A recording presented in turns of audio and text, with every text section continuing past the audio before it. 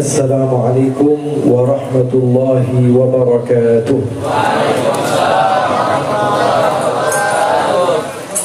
Alhamdulillahi wa kafa wa salatuhu wa salamuhu ala abdihil mustafa wa ala alihi wa sahbihi wa man bihadyin nabiyyi iqtafa.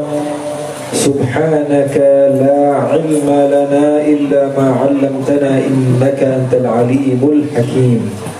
Rabbi shrah li sadri wa yassir li amri wahlul 'uqdatam min lisani yafqahu qawli.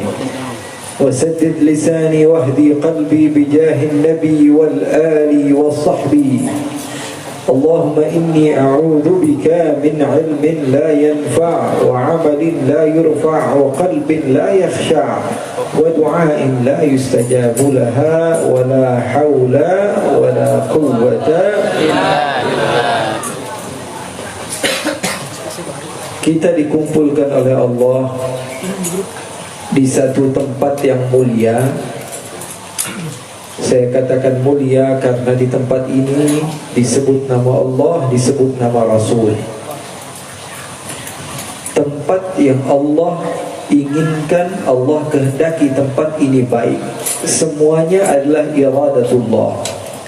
Allah memiliki keinginan, Allah mempunyai keinginan, dan keinginan Allah untuk dijadikan tempat ini tempat baik. Sebenarnya Allah mampu untuk menjadikan tempat ini tempat maksiat, tapi Allah berkehendak menjadikan tempat ini adalah tempat yang baik. Itu adalah iradatullah, kemauan Allah. Allah mampu menjadikan kita untuk menjadi hamba Allah subhanahu wa ta'ala yang melakukan maksiat, tapi Allah tidak jadikan. Itu namanya iradatullah. Allah menginginkan kepada kita kebaikan, maka kita dijadikan orang baik. Artinya kita adalah orang baik. Tempat ini adalah tempat baik. Dan Allah memiliki keinginan, kehendak, masyiatullah. Kalau Allah sudah katakan kun fayakun, artinya apa? Allah memiliki kehendak, dan kalau Allah sudah berkehendak pasti akan terjadi. Maka saya berpikir tadi dikisahkan tentang sahabat Nabi Ali bin Abi Thalib radhiyallahu taala anhu, orang yang mulia.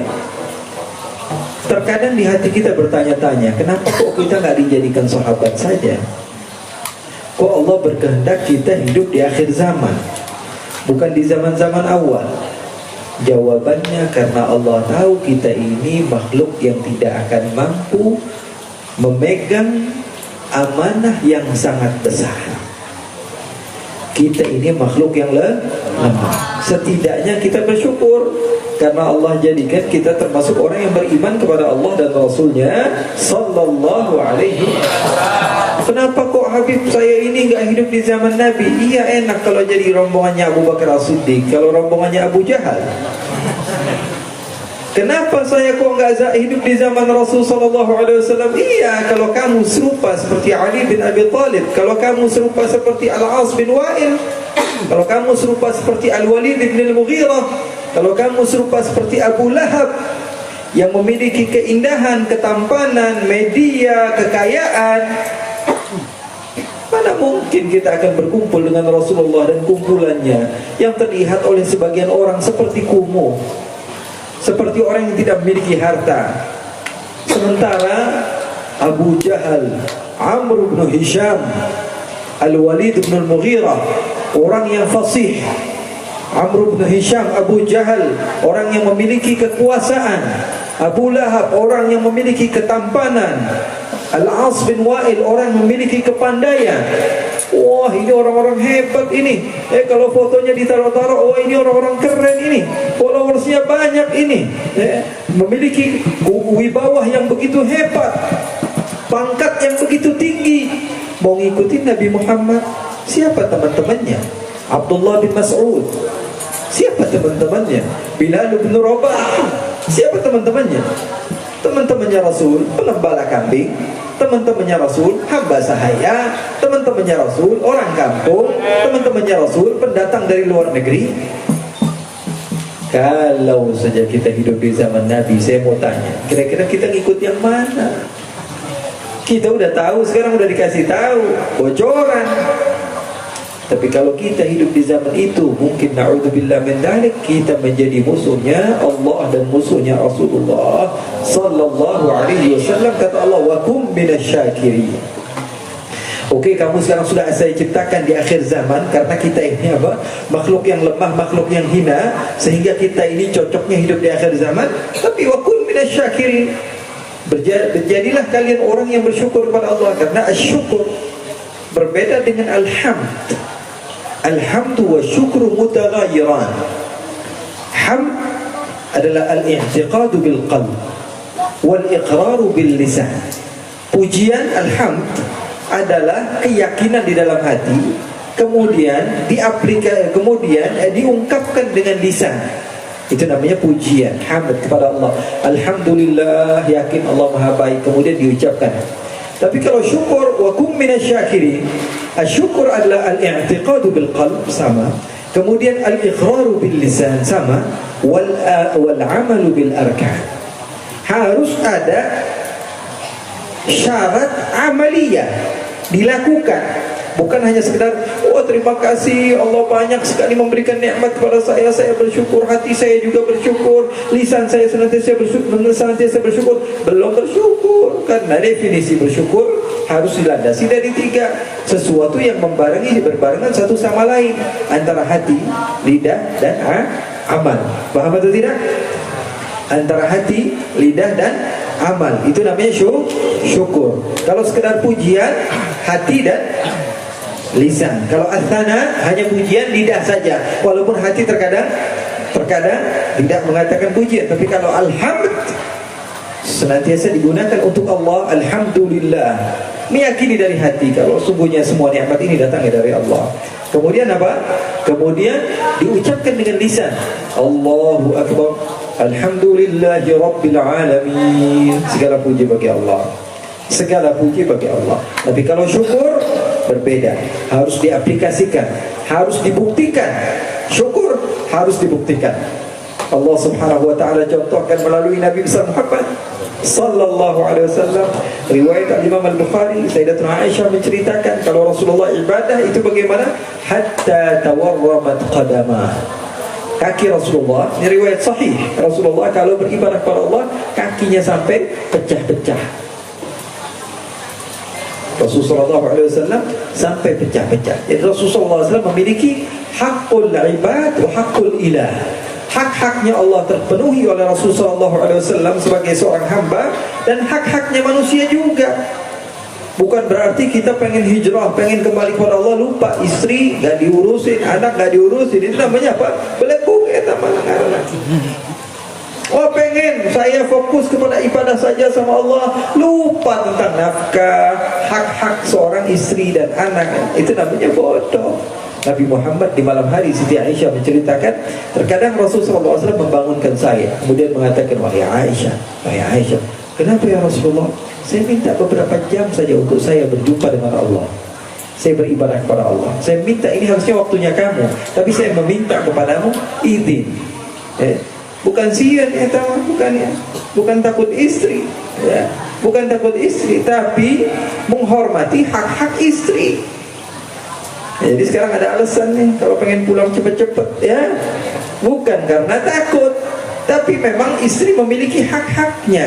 Makanya Rasulullah SAW mencontohkan, kata Rasulullah kepada istrinya, wahai istriku, aku meminta sedikit waktumu untuk beribadah kepada Allah, karena Allah ridha. Karena Allah ridha ketika seorang hamba bersyukur melalui amaliyah. Bukan hanya sekedar dia beribadah kemudian lisannya saja bersyukur kepada Allah. Enggak, dibuktikan apapun yang diperintahkan oleh Allah secara amali saya lakukan. Begitulah baginda Rasul sallallahu alaihi wasallam. Sehingga ketika ditanya oleh Siti Aisyah, wahai Rasulullah, bukankah Allah Subhanahu wa taala katakan, inna fatahna laka fathan mubina liyaghfira laka Allahu ma taqaddama min dhanbika wa ma ta'akhkhara. Yang berfirman siapa? Allah. Apa kata Allah? Bukankah ya Rasulullah, Allah ampuni dosamu yang lalu dan dosamu yang akan datang. Terus ngapain lagi ibadah? Kita kalau misalnya dikasih tiket free, gratis, masih mau bayar. Buat apa bayar? Orang dikasih tiket gratis, sudah dikasih percuma, cuma-cuma. Untuk apa kita bayar? Allah Subhanahu wa taala katakan, wahai Muhammad, ini dalilnya mana? Al-Qur'an. Dalilnya 100% betul. Allah yang mengatakan, liyaghfir laka Allahu ma taqaddama min dhanbika wa ta'akhkhara. Allah ampuni dosamu yang lalu dan dosamu yang akan datang. Apa jawaban Rasul? Afala akunu 'abdan syakura. Ketika dikasih tahu, ya wahai Rasulullah, kan udah diampuni dosanya, ngapain ibadah sampai banyak-banyak begini Rasulullah? Apa kata Rasulullah? Aku ingin menjadi hamba yang pandai bersyukur. Syakur ala wazan fa'ul, sigha al-mubalaghah. Betul-betul tahu hakikat syukur kepada Allah dengan apa? Dengan amali, melakukan. Itu namanya kata syukur. Bukan hanya sekedar terima kasih kepada Allah, asykuruka ya Rabb, tidak. Itu namanya hamd. Tapi kalau syukur adalah ada at-tatbiqul amali. Kita mempraktekkan apa yang kita dapatkan. Sayyidina Umar begitu, Sayyidina Uthman begitu. Rasulullah katakan apa? Ma dharra Uthman ma fa'ala ba'da al-yawm. Rasul katakan begitu. Ketika Sayyidina Uthman banyak membantu, Sayyidina Uthman ini banyak hartanya. Menantu Rasul sallallahu alaihi wasallam yang termasuk terbanyak hartanya Sayyidina Uthman bin Affan. Beliau memberikan hadiah kepada muslim banyak daripada harta-hartanya, sampai Rasulullah katakan apa? Ma dharra Uthman ma fa'ala ba'da al-yawm. Uthman mau maksiat setelah ini halal, tidak akan menjadikan bahaya bagi dia. Kita kalau dikasih predikat begitu sama Rasul, ngapain kira-kira? Wah, foya langsung, gak bakalan dapat dosa. Ma dharra Uthman, tidak akan membuat bahaya Uthman. Ma fa'ala ba'da al-yawm. Mafhumnya apa? Ente mau ngapain Uthman selain terserah ente. Yang bilang siapa? As-Sadiqul Masduq. Yang bilang siapa? La yantiqu 'anil hawa in huwa illa wahyu yuha. Rasul sallallahu alaihi wasallam. Tapi Sayyidina Uthman tahu diri. Itu namanya karim. Karim itu kalau dikasih kelonggaran malah dia terima kasih, bersyukur, enggak diambil. Itu namanya karim. Orang yang tahu terima kasih seperti Nabi Muhammad dan sahabat-sahabatnya. Sementara laim itu siapa? Laim itu kalau orang yang kita baikin malah kita diinjak, itu namanya laim. Kalau kata orang Arab dulu, mazalul Arab mengatakan sammin kalbak yakul. Kamu bikin gemuk, kamu punya anjing, nanti kalau dia sudah besar, kamu yang digigit.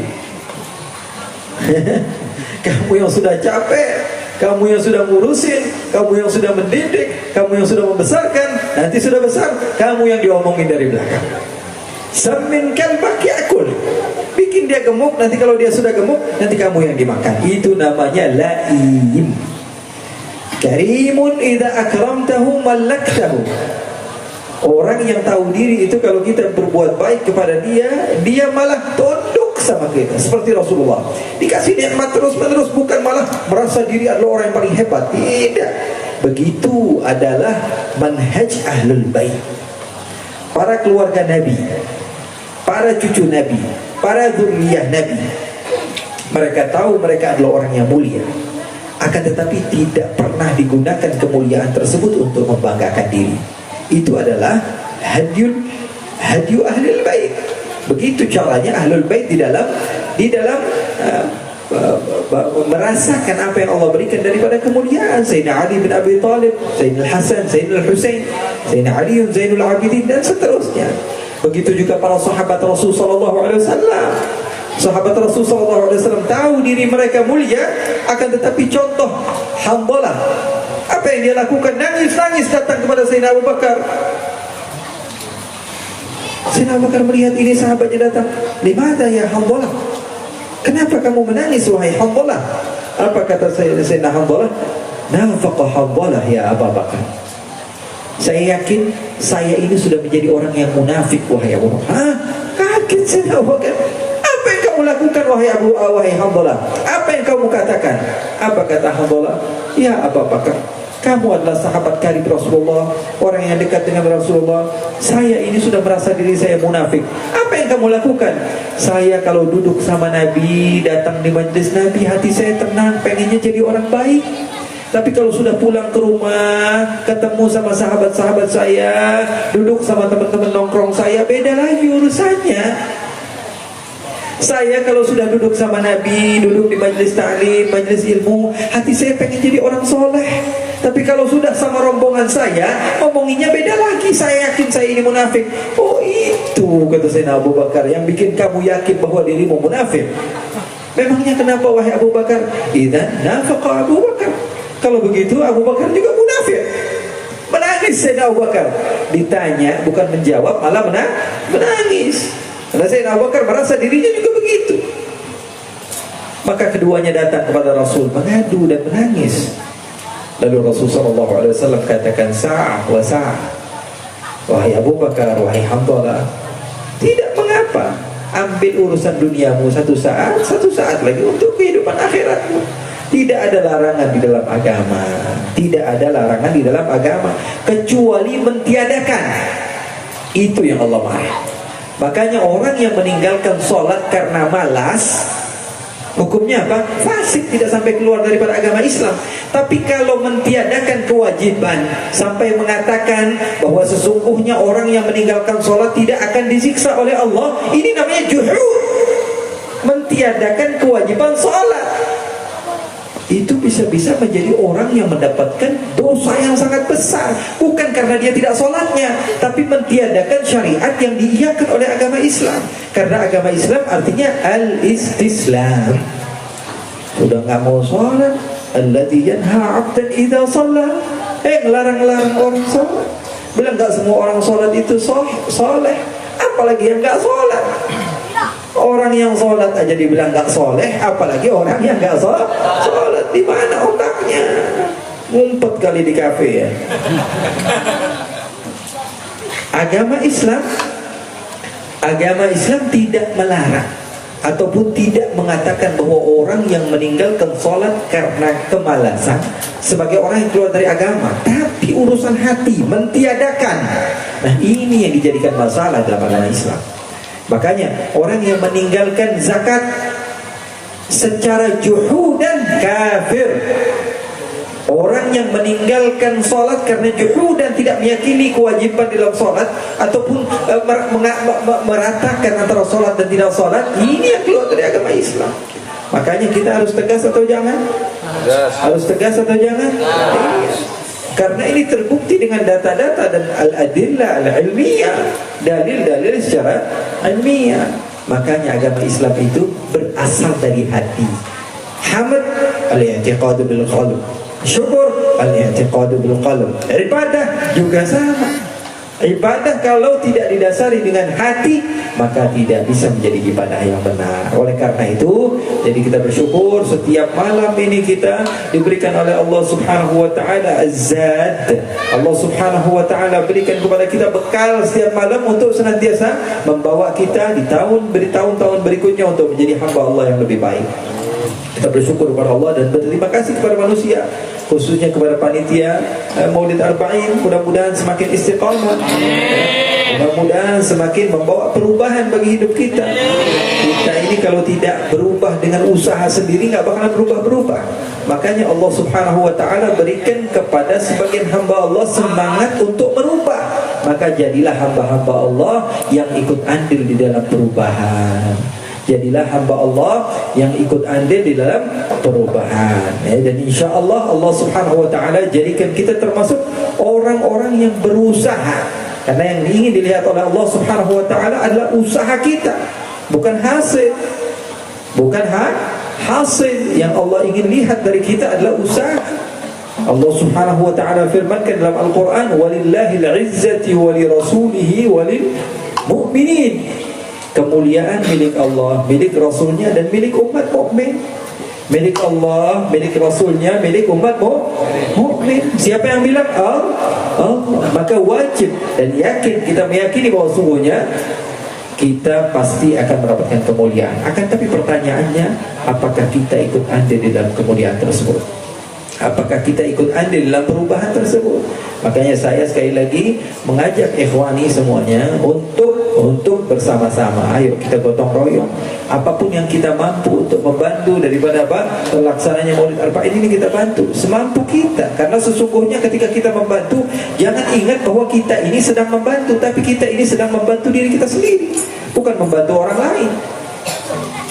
Kita kalau mau bersedekah, nih saya kasih tips, kalau mau bersedekah supaya sedekah kita itu ikhlaskan Allah. Sedekah itu ketika kamu mengeluarkan harta, jangan kamu yakini bahwa kamu sedang membantu orang, tapi kamu yakini bahwa kamu sedang membantu diri kamu sendiri, menabung rekening kamu supaya nanti di akhirat kamu memiliki pahala yang besar, bukan bantu orang lain. Karena kalau bantu orang lain, nanti suatu saat ketika orang tersebut lupa sama kamu ungkit-ungkit, wah dia mah dulunya susah aja, belagu sekarang mah ya, dulunya susah, saya yang bantu dia tuh dari nol, dari dia nggak punya apa-apa, sekarang kaya, belagu, dia nggak mau melihat saya. Berarti kamu bantunya buat siapa? Bantu supaya kamu diingat olehnya, maka nggak dapat pahala, kosong. Sudah berjumpa dengan Allah, bertanya, ya Allah, pahala saya mana? Saya mengeluarkan harta ini, saya mengeluarkan harta. Allah bilang, kamu mengeluarkan harta biar apa? Biar dibilang orang baik. Di dunia kamu dibilang orang baik nggak? Dibilang orang baik, terus mau ngapain lagi kamu di sini? Pengen dapat pahala, nggak bakalan dapat. Orang niatnya apa? Wa man kanat hijratuhu lidunya yusibuha aw imra'atin yankihuha fa hijratuhu ila ma hajara ilaih. Riwayat Imam Al-Bukhari dan Imam Muslim. Artinya apa? Apapun yang kamu tanam, itulah yang kamu akan hasilkan. Itulah yang akan kamu hasilkan. Kalau kamu mengeluarkan harta untuk dikatakan orang baik, maka di dunia kamu akan dikatakan baik, pasti. Keluarin harta nih, sering bantu orang, pasti bilang, wah ini orang baik nih. Kalau ada mau acara maulid atau apa, banyak bantunya. Ya, itu saja, sebatas itu saja. Tapi di akhirat tidak akan mendapatkan pahala di sisi Allah. Makanya ketika kita membantu orang lain, kita niatkan bahwa kita sedang membantu diri kita. Itu adalah manhaj para Nabi dan para sahabat dan para ahlul bait. Sahabat Nabi satu namanya siapa? Abu Darda. Siapa namanya? Abu Darda. Sama istrinya, tinggal berdua doang. Rumahnya gubuk kecil sekali. Ada tamu yang datang ke rumahnya, kemudian ingin meminta sedikit makanan, maka diusahakan oleh Abu Darda untuk memberikan makanan yang terbaik untuk tamunya. Diberikan makan semuanya. Ketika malam ingin tidur tamu-tamunya ini, ketika itu di Madinah musim dingin, barduha bar wa harruha har. Daerah sana kalau lagi musim panas, panasnya lebih panas dari kita. Kalau lagi musim dingin, dinginnya lebih dingin dari kita. Ini tamu-tamunya walaupun sudah pakai jaket yang tebal, tapi tetap masih kedinginan. Ya, sementara sahibul bait nggak keluar ini. Mana ini sahibul bait, nggak nganterin selimut apa? Tuan rumahnya nggak ngasih selimut. Dicari tahu salah seorang di antara mereka. Coba lihat Abu Darda di mana dia? Mungkin udah tiduran dia, ngelupain kita dia. Udah tidur lupa sama kita nggak dikasih selimut. Akhirnya salah seorang di antara mereka datang melihat Abu Darda di mana, di kamarnya yang begitu kecil, dia bersama istrinya di pojokan menahan kedinginan. Ditanya, wahai Abu Darda, apa yang kau lakukan? Mana selimutmu? Kami menunggu selimut darimu. Kami tidak memiliki selimut sedikit pun. Dan makanan semuanya yang kami keluarkan itu semuanya adalah makanan kami, tidak tersisa sedikit pun. Terus mana selimut kamu? Kalau kami masih mending pakai jaket yang begitu tebal, kamu mana? Baju kamu begitu tipis seperti itu. Apa yang dikatakan Abu Darda, inilah yang kami miliki. Kata Abu Darda, kami tidak memiliki apapun. Terus kemana hartamu? Kata Abu Darda, saya ini sebenarnya punya 2 rumah. Berapa? 2 rumah. Setiap saya memiliki harta di sini, saya taruh di sana. Saya punya makanan, saya taruh di sana. Saya punya baju, saya taruh di sana. Saya punya harta, saya taruh di sana. Sehingga saya tidak sisakan sedikit pun di rumah ini. Semuanya saya letakkan di sana. Kenapa? Karena saya tahu rumah saya yang satu ini tidak selamanya, tapi rumah yang di sana adalah rumah yang selamanya. Rumah saya ini paling lama 30 tahun, 40 tahun, 70 tahun. Kalaupun saya mati diperbutkan anak-anak saya, mending saya didoain, harta saya diperbutkan, saya dilupakan. Bisa jadi gara-gara harta rumah saya ini, anak saya ribut gara-gara saya. Siapa penyebabnya? Kamu. Tidak ada orang lain. Karena sebab kamu, anak kamu bisa jadi ribut. Karena kamu tidak mentarbiyah dia dengan tarbiyah yang benar. Saya memiliki rumah ini paling lama 40 tahun, 50 tahun, tapi semuanya saya letakkan di sana. Rumah yang satu lagi yang akan membawa manfaat kepada saya. Faham maksud beliau? Maksud beliau adalah surganya Allah.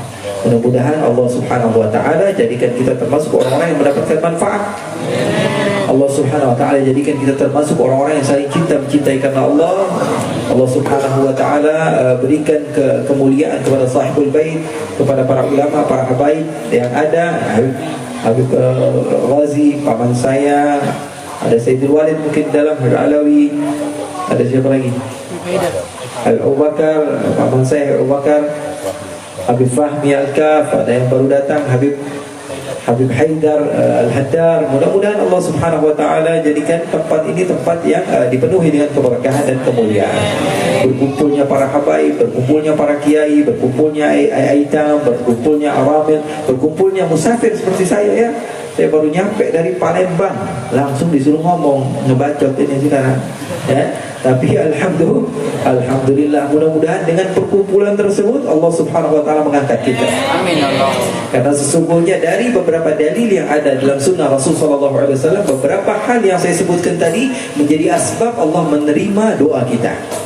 Dalam riwayat laula syuyukh ruk'a wasibyan rubba Rasul sallallahu wal bahaim rutta. Berapa banyak doa kita ini Allah Subhanahu wa taala kabulkan, atau musibah yang Allah ingin berikan kepada hamba Allah Subhanahu wa taala Allah tarik karena berkat apa? Karena berkat adanya orang-orang tua di sekitar kita, adanya orang-orang yang rajin ibadah, adanya binatang-binatang hayawan yang ada di sekitar kita, dan adanya anak kecil yang belum memiliki dosa. Dan dalam riwayat lain Rasulullah SAW katakan bahwa da'watul musafir mustajabah, doanya orang yang berpergian itu diijabah oleh Allah. Maka kalaupun Allah mengijabah doa kita pada malam hari ini, kita minta kepada Allah supaya kita wafat dalam keadaan husnul khatimah. Walaupun Allah Subhanahu wa taala mengijabah doa kita pada malam hari ini, Allah berikan kepada kita husnul khatimah ketika kita wafat. Orang-orang yang kita cintai, orang-orang yang kita sayangi, Allah berikan husnul khatimah. Karena sesungguhnya siksaan yang pedih bagi kita ketika kita merasakan nikmatnya syurga tapi mata kita memandang orang yang kita cintai di api neraka. Sesungguhnya adab di atas adab ketika kita menikmati kenikmatan syurga, mata kita memandang kedua orang tua kita disiksa di neraka.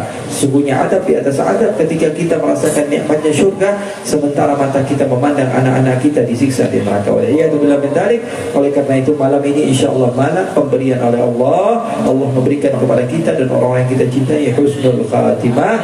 Amin ya rabbal alamin. Wa sallallahu bi jamalika wa jalalika ala sayyidina Muhammadin warzuqna kamalal mutaba'ati lahu zahiran wa batinan fi afiyatin wa salamah walhamdulillahi rabbil alamin. Assalamualaikum warahmatullahi wabarakatuh.